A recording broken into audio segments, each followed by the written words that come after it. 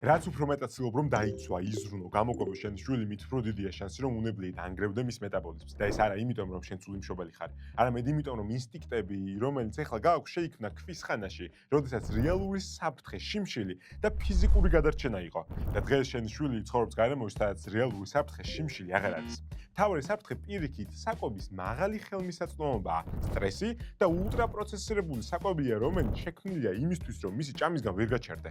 და დღეს სწორედ ეს ორი ბიოლოგიური ინსტინქტი ერთმანეთთან შეუსაბამოა. სიყვარული, ზრუნვა, კარგი საკვების მიწოდება, ეს შენი ინსტინქტია, რომელიც დროთა განმავლობაში მცირედით, მაგრამ სისტემურად იწვევს მისი ბუნებრივი სინგალების გრევას, რომელიც მერე გამოიხატება თვითკონტროლის მოშლაში, ბავშვიც იზრდება, დროთა განმავლობაში მისი თვითკონტროლის დარღვეული განცდა და მაღალი ხელმისაწვდომობა საკვებზე იწვევს ჭარბწონიანობას, უკონტროლო კვებას და ყველა პრობლემას, რომელიც ამ პროცესთან ასოცირდება. და აქ დღეს თავი ორი კითხვაა.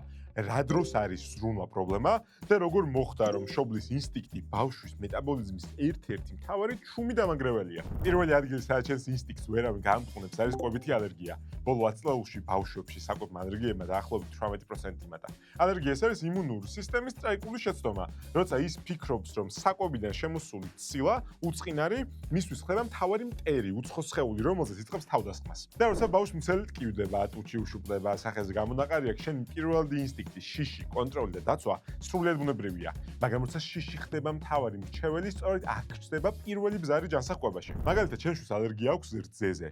ექიმთან კომუნიკაციის დროს დაადგინეთ, რძის ალერგია ამოიღე რძე, შემდგომი ნაბიჯია შეიძლება გახდეს საჭირო რძის პროდუქტების ამოღება, ყველი, რძის დესერტები, მაგრამ შენი შიში იქ არ ჩერდება, სადაც უნდა გაჩერდეს. იწყებს სხვა ალერგენების ზებნას, კვერცხის ცილას ამოიღებ, გლუტენს მიადგები, რომელსაც არანაირი შეხება არ აქვს შენი შვილის რეალურ ალერგიასთან და იწყებ შიშით манипуლირებას, რომ რა იცი, თავი არ აქვთქივდეს, არ გავრისკავ და მაინც კვებიდან ამოვიღებ. მაგრამ აქ ხდება მთავარი კითხვა, როცა ამდენ შეზღუდვას უწესებ, თეფშზე თავისუფალ ადგილს რითიანაცვლებ. იმიტომ რომ შენი შვილი კვლავ განაგზობს ზდას, მას ისევ ჭირდება ცილა, კალციუმი, ვიტამინები და მაშინ როცა შენ შეზღუდვას თან არ ახლავს სწორი ჩანაცვლება, შენ იცავ ერთ რისკისგან, კვებითი ალერგიებისგან, მაგრამ ჩუმადად შენ მეორე დეფიციტების რისკს.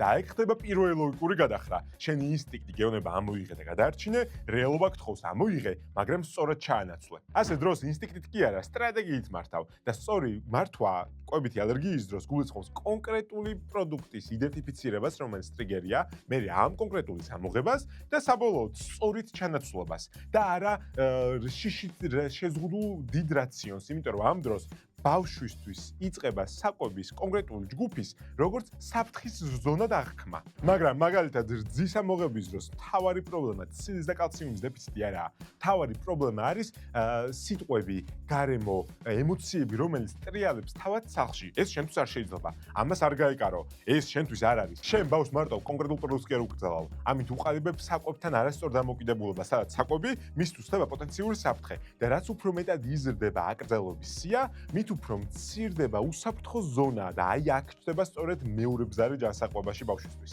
ალერგიების შემთხვევაში აკრძალვა აუცილებელია, მაგრამ მაშინ როცა აკრძალვა ცდება კონკრეტულ პროდუქტს და გადადის შიშზე დაფუძნებულ ფართო აკრძალვაში, ამ დროს შენ მართავ არა ალერგიას, არამედ შიშს. და შიშზე დაფუძნებული მიდგომა ყოველთვის ერთ შედეგს მაძლევს. რაც მეტად ზღუდავ პროდუქტს, მით უფრო მეტად უზრდი ბავშვს სტრესს. ალერგიის დროს ერთი რამ მაინც ხადია, არის კონკრეტული პროდუქტი, კონკრეტული რეაქცია, კონკრეტული წესები. მაგრამ ეხლა გადავიდეთ ისე სცენაზე, სადაც არაფერი ესეთი ცხადი არ არის. ბავშვი უბრალოდ არ ჭამს. და აქ მშობლის ინსტინქტი კიდევ უფრო მწვავეა. ვაიმე არ ჭამს, ვაიმე რამე ხوارაკრია, ვაიმე წონაში დაიკლო და აქ იწყება განუწყვეტელი ომი სუფრასთან, მაგრამ აქ შენ კონკრეტულ მტერს ვერ ხედავ. და შენ თვითონ აქ ეწყება ემოციური სპირალი. პირველი ეტაპია იგნორირება. ეხლა არ ჭამს, არა უშავს, როცა მოშვიდება მერე შეჭამს. მეორე ეტაპია შფოთვა. კაცო, რატო არ ჭამს? რამე ხო არ დააკლდება? ესე თუ გაგრძელა, როგორ გაიზრდება? მესამე ეტაპია გაღიზიანება. კაცო, რატო იქცევა ესე? ამის თანატოლები თუ ჭამენ, ეს რატო არ ჭამს? და მეოთხე ეტაპია კონტროლი. მოიცა, ეხლა დაჯდა და ჭამა. იმიტომ რომ როცა ბავშვი არ ჭამს, შენ აგერთვება ინსტინქტი. დააჭამო ბავშვს ნებისმიერ ფასად. და ეგ უკვე შენ სამი არჩევანი გაქვს. არაფერი გააკეთო, დააძალო, ან ევაჭრო. თუ შენ ინსტინქტი ძლიერია და რეალობითი ძლიერია, შენ ბავშვს ჭამას აძალებ. იმიტომ რომ თავში მუდმივად გიტრიალებს აზრი, თუ არ შეჭამა ჯანსაღი და ჯანმრთელი, როგორ გაიზრდება. ამასობაში ამას ერთუ შენ წარსული გამოცდილება ბებია ბაბუისგან, თავზე ხელის გადასმით, შენ ჭინი მე შენგენაც ვარ ჭამეთებში ბოლომდე მოასუფთავე ლამაზი სოდი გაყოლება და ინსტინქტი რომელიც გერთობა ბუნებრივია, იმიტომ რომ თუ ბავშვმა არ ჭამა მართლა ვერ გაიზრდება, მაგრამ შენ ნაბიჯი აქ ძალდატანება ხშირად არასწორია, რომელიც მესმის, იმიტომ რომ შენ ეს არავინ გასწავლა, ანუ უბრალოდ სულად გასწავლა. აი ერთ ამი დაფიქრდი, როცა ბავშვს ჭამას აძალებ, მას რა არჩევანი აქვს. თავიდან იცდება რომ შენ ნათქვამი დაიგნოროს და ჭამოს მაშინ, როცა შია. მაგრამ საბოლოო ჯამში ეს არ გამოუვა, იმიტომ რომ შენ იშინია და რახან იშინია, გააკეთებს იმას, რაც არ უნდა, ანუ ძალით შეჭამს. ნებისმიერ შემთხვევაში დაძალებით შენ მის ორგანიზმში ზრდის სტრესის დონეს, რომელიც პირდაპირ ფიზიოლოგიურად დაისახება მის ორგანიზმზე, გამოიწვევს საჭმელს სისტემის სპაზმს და მისი მადა კიდევ უფრო მეტად აქვეითდება. ანუ შენ გონია რომ კარგი გააკეთე დაძალებით რაღაც მაინც ჭამა, მაშინ როცა რეალურად შენს მის ორგანიზმს უფრო მეტად ასწავლის საყოფთან ბრძოლას. კაი, ეს იყო როცა აძალებ. მაგრამ ეხლა მეორე არჩევანიც გაქვს ივაჭრო და დაუბარტერო და ეს დაბარტერება და ვაჭრობა როგორც წესი ხდება ხოლმე პლანშეტით, ტელეფონით ან ტკბილით. ეხლა ის შეჭამე და მე ტელეფონს მოგცემ. ეხლა ეს წვნიანი ჭამე და ბოლოს შოკოლადს მოგცემ და უარა შემთხვევაში ეს ყველაფერი ერთად ხდება ბავშვმა მეტიც ვაჭრობაში გაჯობა და ბოლოს შოკოლადით ხელში ტელევიზორის წინ ზის. ვაჭრობა და ბარტერი კარგია, მაგრამ სწორი საკვები უნდა დაუბარტერო და ისე რომ თლად ვაჭრობაც არ გამოგივიდეს. როცა ბავშვი საჭმელს არ ჭამს, ამას არ წოაკეთებს, იმიტომ რომ ან არ შია, ან ის საკვები არ მოწონს. მაშინ როცა შენ შემოგაქვს სხვა მისთვის საყვარელი პროდუქტი საბოლოო ჯამში ქვეცნობიერის დონეზე უყალიბებ ძალიან საშიში იერარქიას, სადაც წვნიანი არის ტანჯვა, რომელს გაძლება ღირს და ტკბილეული არის საკვები და ჯილდო, რომლის გამოც წვნიანი სატანა ღირდა. ანუ შენი არჩევანი იქნება ვაჭრობა თუ ძალადობა, ორივე შემთხვევაში ბავშვის ჯანსაღყვებაში ჩნდება ბზარი, რომელიც ბზარის უმცირებს ან უმჩიშავს საკუთარი შიმშილის გრძნობის მოსმენას. ანუ შენი არჩევანი იქნება ძალადობა თუ უბრალოდ ვაჭრობა, ორივე შემთხვევაში ბავშვის ყვებით ჩვევას უჩნდება ბზარი და უსუსტდება შიმშილის სიგნალი. და აქ ხდება მთავარი კრიტიკული კითხვა. რა ხდება მაშინ, როცა ეს სუსტი სიგნალი ეჯახება გარემოს, სადაც საკვები მუდმივად ხელმისაწვდომია. სადაც ბავშვი იწყებს ჭამას არა იმიტომ რომ შია, არამედ უბრალოდ იმიტომ რომ საკვები ხელმისაწვდომია. ან უბრალოდ იმიტომ რომ აკრძალული იყო. ან იწყებს ჭამას იმიტომ რომ ეს არის ერთ-ერთი გარემო, სადაც კონტროლი მის ხელშია. და სწორედ აქ წყდება ბრძოლა ლუკმაზე და იწყება ბრძოლა ჭარბწონაზე. როცა სასწორზე დგება და ხედავ მაღალ ციფრებს, იწყებ ნერვიულობას და აქ ისევ ინსტინქტი გერთობა, ოღონდ ამჯერად განსხვავებული. აქ აღარ არის არ ჭამა, აღარ არის აკრძალვები, ალერგიის გამო, აქ არის ქაოტური აკრძალვები. არა ტკბილი, არა პური, არა ღამეჭამა. ედებ უჯრაში შავი დღისთვის გადანახულ ფურცელზე მიდღამილ დიეტებს, რომელიც მართალია ადრე არც შენთვის იმუშავა, მაგრამ რა იცი, იმედი ბოლოს კვდება და შენ მაინც ცდილობ. მე რეგონების სული დაძაბვით ეძებ Facebook-ში ყველაზე მაღალი გამომწერების მქონე ინფლუენსერს, რომელსაც ბევრი დოიპოსტლო ფოტო უდევს, ეძებ მისგან რაციონის ყიდვას, ან მიყავს ენდოკრინოლოგთან და რა მნიშვნელობა აქვს შენიშნული გოგოა, ბიჭია, დიდია, პატარაა, ყველა გაძლევს ერთი ლოგიკით მენიუს, რომელიც არის აკრძალე და იბატონე პრინციპზე აწყობილი. მაგრამ აქ უშვებს შეცდომას, რომელიც ზედაპირზე არ ჩანს. რაც უფრო მეტად ხდება პროდუქტი აკრძალული ბავშვისთვის, მით უფრო მეტად იზრდება ბავშვისთვის მისი ღირებულება.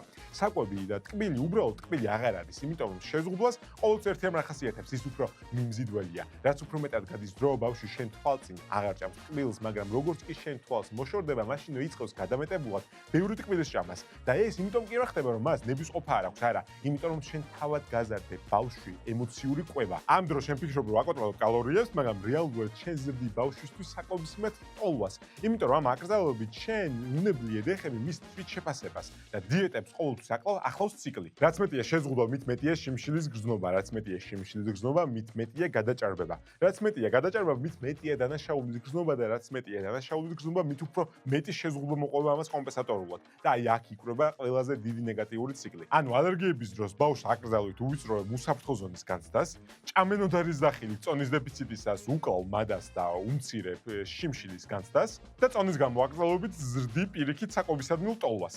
სამივე შემთხვევაში შენ ინსტინქტი ერთს გეუბნება, უნდა გადავარჩინო. მაშინ რეალურად ვიღებ არასწორ შედეგს და კითხვა ხდება, აბა რა ჯენდა ლავქნა. პირველ რიგში უნდა გაიგოს სად არის რეალური პრობლემა. პრობლემა არ ჩემი შვილია, არ ჩემი ინსტინქტები. პრობლემა როგორც თქვით არის ინსტინქტების პირველყოფილობა. შენ ინსტინქტები შექმნილია იმისთვის რომ გადარჩეს.